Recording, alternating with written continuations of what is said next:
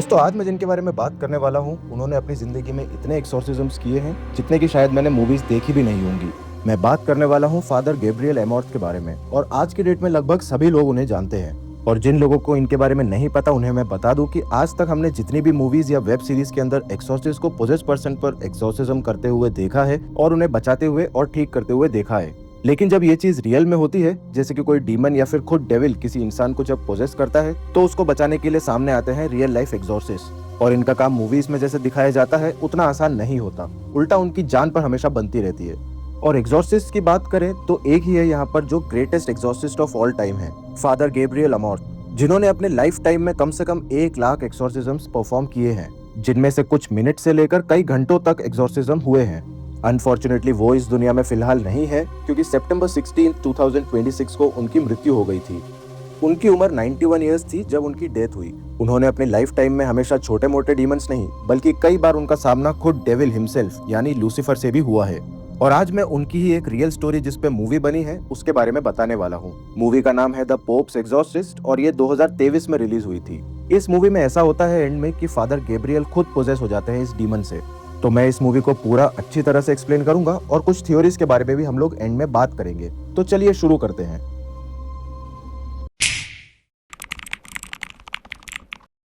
तो दोस्तों the Pope's exorcist film father Gabriel Amorth के केस पर बनी है और ये उनके एक केस से हेविली इंस्पायर्ड है। लोग कहते हैं कि real life father Gabriel 1 lakh से भी ज्यादा एक्सॉर्सिज्म्स कर चुके हैं और इसीलिए उनको ग्रेटेस्ट एक्सॉर्सिस्ट माना जाता है।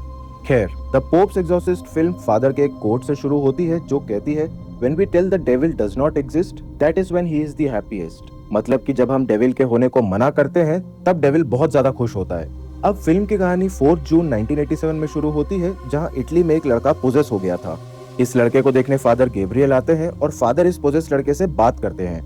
वो लड़का सरप्राइजिंगली उनसे इंग्लिश में बात कर रहा था जबकि उसने फॉर्मली कभी इंग्लिश सीखी ही नहीं थी। वो लड़का कहता है कि वो एक सेटन है, लेकिन फादर उसकी बात को मानते नहीं है और उसको चैलेंज करते हैं, तू शैतान नहीं हो सकता, अगर तू शैतान है तो इस पास वाले पिग को पोजेस करके दिखा।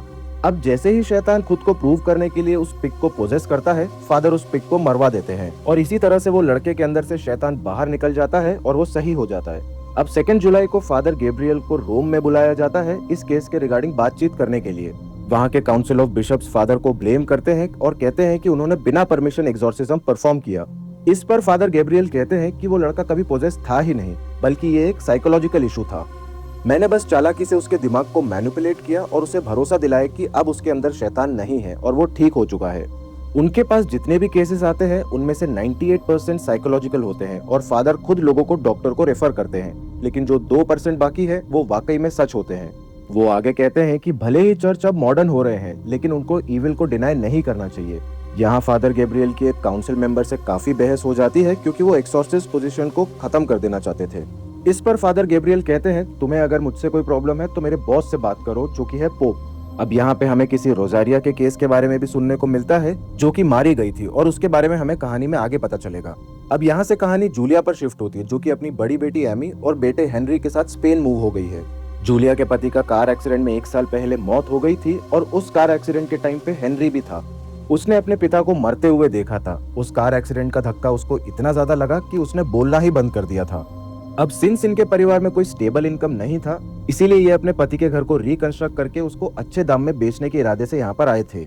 अब एमी बिल्कुल भी खुश नहीं थी यहाँ पर आकर और वो थोड़ी सी बिगड़ी हुई टीनेज लड़की थी। घर के रिकंस्ट्रक्शन का काम कार्लोस देख रहे थे और यहाँ एक लोकल प्रीस्ट एस्क्यूबेल भी इन्हें ब्लेस करने यहाँ आते हैं। तो घर को एक्सप्लोर करते टाइम एमी नीचे जाती है जहाँ उसे एक वॉल में होल दिखता है जिसके पीछे सील ऑफ वेटिकन का सिंबल था। अचानक से वो थोड़ा सा क्रैक होने लगता है जिसे देख के एमी भाग जाती है। थोड़ी देर बाद वर्कर्स को भी ये जगह दिखती है और जैसे ही वो फ्लेयर जलाते हैं इंस्पेक्शन के लिए, इस जगह पर एक बहुत बड़ा ब्लास्ट हो जाता है। एक्चुअली में यहाँ पे सल्फर वगैरह का गैस डिपॉजिट था जिससे यहाँ पर ये ब्लास्ट हुआ था और इसमें कई लोग जख्मी हो गए थे। कार्लोस अपने आदमियों को यहाँ से बाहर निकाल लेता है और अब वो यहाँ पे काम करना नहीं चाहता था। अब जिस मोमेंट पे ये ब्लास्ट हुआ था उसी वक्त हम लोग देख पाते हैं कि हेनरी काइंड ऑफ पोजेस हो जाता है। एकदम से ऐसा लगता है कि जैसे कोई इविल फोर्स आजाद हो गई हो। हेनरी जो कि अपने पिता के मौत के बाद कुछ भी नहीं बोला था, वो एक अजीब आवाज में बोलता है, you all are going to die, जिसके बाद वो अपनी शक्ल नोच लेता है। इस इंसिडेंट के बाद जूलिया तुरंत हेनरी को हॉस्पिटल लेके जाती है जहां उसके सारे टेस्ट रिपोर्ट्स नॉर्मल आते हैं। डॉक्टर का कहना था कि हेनरी को एक साइकेट्रिस्ट की जरूरत है क्योंकि वो अपने पिता की डेथ के ट्रॉमा की वजह से ये सब शायद कर रहा होगा। अब घर वापस आकर हेनरी फिर से अजीब बिहेव करने लगता है, जहां उसके पेट पर कट मार्क से हेट लिखा हुआ था। वो प्रीस्ट से मिलने की इच्छा जाहिर करता है। जब फादर एस्क्यूबेल यहाँ आते हैं तो हेनरी अपने शक्तियों से उन्हें रूम के बाहर फेंक देता है और कहता है कि ये रॉन्ग प्रीस्ट है। दूसरी तरफ हम पोप को देखते हैं, जो कि फादर गैब्रियल को इस केस के बारे में बताते हैं और वो कहते हैं कि गैब्रियल को हेनरी की मदद करने स्पेन जाना चाहिए। पोप ये भी कहते हैं कि इस जगह की वजह से चर्च को पास्ट में कई दिक्कतें आई हैं। तो फादर गैब्रियल तुरंत जूलिया के घर की तरफ निकल जाते हैं और अब तक की कहानी सुनकर हमें कंफर्म हो गया है कि यहाँ कोई ना कोई डीमन जरूर इन्वॉल्व है। गैब्रियल जूलिया के घर पहुंचते हैं, जहां उनकी मुलाकात फादर एस्क्यूबेल, जूलिया और एमी से होती है। इसके बाद गैब्रियल हेनरी से मिलने जाते हैं, जो कि उन्हें देखकर बहुत खुश होता है। उसके अंदर का डीमन खुश होता है। गैब्रियल हेनरी को सीक्रेट सिंबल दिखाते हैं, जहां हम क्लियरली हेनरी की आंखों में डेविल की आंखें देख पाते हैं। गैब्रियल हेनरी के अंदर छुपे हुए डीमन का नाम बार बार पूछते हैं, क्योंकि नाम पता हो तो डीमन को इजीली एक्सरसाइज किया जा सकता है। लेकिन ये डीमन काफी क्लेवर होता है और अपना नाम ही नहीं बताता। हेनरी को ना सिर्फ गैब्रियल का नाम पता था, बल्कि उनके बारे में सब कुछ पता था, उनके पास्ट केसेस इत्यादि के बारे में। वो गैब्रियल से कहता है कि सेकेंड वर्ल्ड वॉर के दौरान वो एक सोल्जर थे और एक कावर्ड भी थे, क्योंकि वॉर के दौरान उनके सारे साथी मर गए थे, लेकिन वो बस जिंदा थे। ये सब कहते वक्त हेनरी अपने मुंह से अचानक से एक बर्ड बाहर निकाल देता है। ये सब देखकर गैब्रियल समझ जाते हैं कि हेनरी के अंदर कोई पावरफुल डीमन है और उसे एक्सरसाइज करना इतना आसान होने वाला नहीं है। वो कमरे से बाहर आकर सबको पोजेशन की बात बताते हैं और वो ये भी कहते हैं कि हेनरी इसीलिए पोजेस हुआ क्योंकि किसी का ट्रॉमा डेविल के लिए गेटवे होता है, और हेनरी की लाइफ में तो उसके पिता उसके सामने ही मरे थे। इससे बड़ा ट्रॉमा और क्या होगा। इसके बाद घर में पैरानॉर्मल एक्टिविटी शुरू हो जाती है, जैसे कि क्रॉस का उल्टा होना, इधर उधर से आवाजें आना, एटसेट्रा। डेविल बेसिकली सभी को डराने की कोशिश कर रहा था और एक्चुअली वो एमी को उसके दादा की आवाज में कॉल करके बोलता है, सब लोग मरने वाले हैं। इस पॉइंट पर गैब्रियल कहते हैं ये डेविल किसी के भी सिंस को संभाल लेता है और उस पर फीड करता है। तो ऐसे में फादर एस्क्यूबेल को अपने सिंस को कन्फेस कर लेने को कहते हैं, ताकि डेविल उनका इस्तेमाल उनके खिलाफ ना कर पाए। एस्क्यूबेल अपने सिंस को कन्फेस करते हैं, जिसके बाद गैब्रियल कहते हैं कि एक्सोर्सिज्म के दौरान उनका काम बस प्रे करने का है। वो किसी भी हाल में हेनरी के अंदर बैठे हुए डीमन से बात नहीं करेंगे। तो अब ये दोनों एक्सोर्सिज्म शुरू करते हैं और डीमन तुरंत इन दोनों प्रीस्ट के सिंस को सामने लाना शुरू करता है। जैसे गैब्रियल से डेविल कहता है, आपने रोजारिया वाले केस में रोजारिया को मरने दिया। वहीं वो एस्क्यूबेल से कहता है, कैसे प्रीस्ट बनने के बाद भी अदेला नामक लड़की से प्यार में हो। ये सब सुनकर एस्क्यूबेल गुस्सा हो जाता है और हेनरी पर अटैक कर देता है। ये एस्क्यूबेल को संभालते हैं और कुछ देर के लिए एक्सोर्सिज्म बंद कर देते हैं। यहाँ पे हेनरी गैब्रियल से कहता है, यू हैव टेकन द बेट, यानी तुम मेरे जाल में फंस गए हो। तो इसके बाद हमें दोनों फादर्स के सिंस के बारे में पता चलता है। एस्क्यूबेल अदेला नामक लड़की को चाहते थे और अदेला चाहती थी कि एस्क्यूबेल प्रीस्ट ना बने, यानी उसके साथ ही रहे और प्रीस्टहुड वाली लाइफ को छोड़ दे। लेकिन अंतिम में एस्क्यूबेल अपने प्यार की कुर्बानी दे दी ताकि वो गॉड की सेवा करने के लिए प्रीस्ट बन सके। इस बात से शायद आज तक परेशान होते थे और अदेला की याद आज तक आई थी और डेविल यही उनके खिलाफ यूज कर रहा था। वहीं गैब्रियल बताते हैं कि 1942 के दौरान वर्ल्ड वॉर 2 में वो एक सोल्जर थे, जहां उनके आसपास सारे सोल्जर्स मर गए थे और वो बच गए थे। उन्हें ये गॉड का मैसेज लगा और इसी के बाद वो एक प्रीस्ट बने। लेकिन उनके पास एक रोजारिया नामक लड़की का केस आता है जो कि पोजेस थी। जो दो प्रीस्ट कह रहे थे कि ये पोजेशन नहीं बल्कि साइकोलॉजिकल प्रॉब्लम है, इसीलिए वो ये केस को डॉक्टर को हैंडल करने के लिए दे दिए थे। यही सब के चक्कर में रोजारिया एक दिन ऊंचाई से जंप करके मर गई थी, जिसके बाद गैब्रियल को यकीन हुआ कि वो वाकई में पोजेस थी, यानी कि वो रोजारिया की मदद कर सकते थे, लेकिन वो मदद नहीं कर पाए और यही बात उन्हें अंदर से खाती है। दोनों फादर्स एक दूसरे को ब्लेस करके उनके सिंस को माफ करते हैं ताकि वो इस दुश्मन को एकजुट होकर फेस कर सके। तो इस सब के बाद हेनरी फादर एस्क्यूबेल को अंदर से हेल्प मी कर ल्योर करता है और वो अपने मुंह से उनका कान काट लेता है। और इतना ही नहीं, वो जूलिया और एमी पर भी अटैक करता है, जिन्हें दोनों फादर मिलकर बचाते हैं। दोनों फादर जूलिया और एमी को घर के चैपल में भेज देते हैं और दोनों डिसाइड करते हैं कि आज ही इन्वेस्टिगेशन शुरू कर देते हैं। गैब्रियल देखते हैं कि घर के गार्डन में एक कुआं था जिसके ऊपर सील ऑफ वेटिकन था। वो उसको हटाकर देखते हैं, तब हम देख पाते हैं कि उस कुएं के अंदर बहुत सारे स्कल्स पड़े हुए थे। हाँ, स्कल्स। गैब्रियल कहते हैं कि ये सब स्पेनिश इंक्विजिशन के टाइम के विक्टिम्स हैं, और जिन लोगों को स्पेनिश इंक्विजिशन के बारे में नहीं पता उन्हें मैं एकदम शॉर्ट में बता देता हूँ कि उस वक्त मोनार्की के कारण काफी सारे लोगों के ऊपर अत्याचार हुए थे और उन्हें मार दिया गया था। खैर, इसके बाद दोनों फादर घर के नीचे वाले चेंबर में जाते हैं जहां उन्हें वही होल वाला वॉल मिलता है। गैब्रियल इस दीवार को तोड़ देते हैं जिसके पीछे अगेन वेटिकन सील वाला डोर था। ये दोनों उस दरवाजे को भी तोड़ देते हैं जिसके अंदर हम एक बड़ा सा कैटाकॉम्ब देख सकते हैं। यहाँ कई सारी पुरानी डेड बॉडीज थी और एक डेड बॉडी पिंजरे के अंदर बंद थी। ऐसा लग रहा था जैसे कि डेड बॉडी को इसी कैटाकॉम्ब में छोड़कर प्रोटेक्शन दी गई थी। और गैब्रियल बताते हैं कि केज इंसान को कैप्टिव करने के लिए नहीं बल्कि खुद को बचाने के लिए था डेविल से। इन्हें यहाँ आगे एक और डोर मिलता है जो कि लॉक था। इस डोर की कार्डिनल प्रोटेक्टर की लाश के अंदर थी, जिसे गैब्रियल निकाल लेते हैं जिससे डोर ओपन किया जा सके। आगे चलते चलते सल्फर की बदबू बढ़ती जाती है और कुछ दूर चलते चलते इन्हें फ्रायर दी वोहारा की लाश मिलती है, जिन्हें हिस्ट्री का ग्रेटेस्ट एक्सोर्सिस्ट माना गया है। एक्चुअली में 1475 के दौरान इस जगह पर एक एक्सोर्सिज्म परफॉर्म किया गया था, जहाँ पे एक मॉन्क पोजेस था। लेकिन रिकॉर्ड से पता चला कि यहाँ मल्टीपल पोजेशंस हुए थे और एक्सोर्सिज्म भी सक्सेसफुल नहीं हुआ था। ऐसा इसीलिए क्योंकि ये जगह जो कि सेंट सेबेस्टियन एबी है, इस जगह पर डेविल का वास था। गैब्रियल बताते हैं कि कुल मिलाकर 200 फॉलन एंजल्स है, जिन्हें हेल से निकालकर अर्थ के अलग अलग जगह पर कैप्टिव किया गया था। और मोस्टली ये एक फॉलन एंजल की जगह है जहाँ भगवान नहीं है। खैर, हमें पता चलता है कि 1475 वाला एक्सोर्सिज्म फेल हो गया था और डीमन ने फ्रायर दी वोहारा को ही पोजेस कर लिया था। उस एक्सोर्सिस्ट को तभी से उसके ही द्वारा स्पेनिश इंक्विजिशन शुरू हुआ था, यानी कि हिस्ट्री का वो जो ब्लडी गेम था वो डेविल ने उसके ही हाथों करवाया था। फ्रायर को करप्ट करके डीमन को चर्च को इन्फिल्ट्रेट करने का मौका मिल गया था। और काफी समय बाद जब वेटिकन को ये सब पता चला तो उन्होंने इस जगह को सील कर दिया जहां डीमन कैद हुआ। लेकिन कंस्ट्रक्शन के दौरान ये डीमन फिर से आजाद हो गया और इसीलिए उसे गैब्रियल से मिलना था, क्योंकि गैब्रियल भी एक एक्सॉर्सिस्ट है और डीमन का एम था गैब्रियल को पोजेस करना, ताकि वो फिर से चर्च को इन्फिल्ट्रेट कर सके और साथ ही दुनिया में आतंक फैला सके।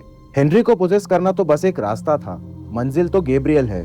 इसीलिए डीमन ने कहा था तुम मेरे जाल में फंस गए हो, क्योंकि उसे गैब्रियल ही चाहिए था।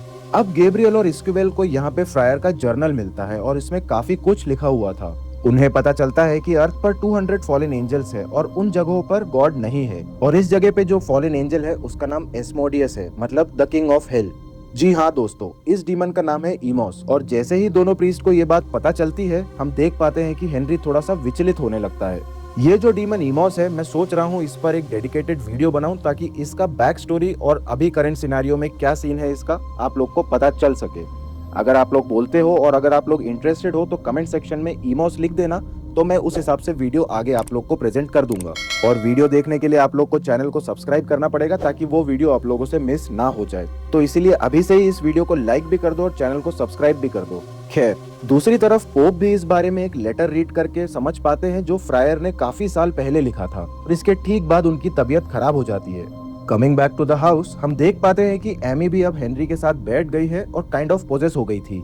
हेनरी के पेट पे कट लग जाता है और लिखा हुआ आता है कि गॉड इज नॉट हियर। एस्मोडियस सब पे फुल अटैक कर देता है। वो गैब्रियल और इस्क्वेल को अपने सिंस वाले विजन्स दिखाता है, लेकिन इस बार दोनों विजन्स को झेल पाते हैं।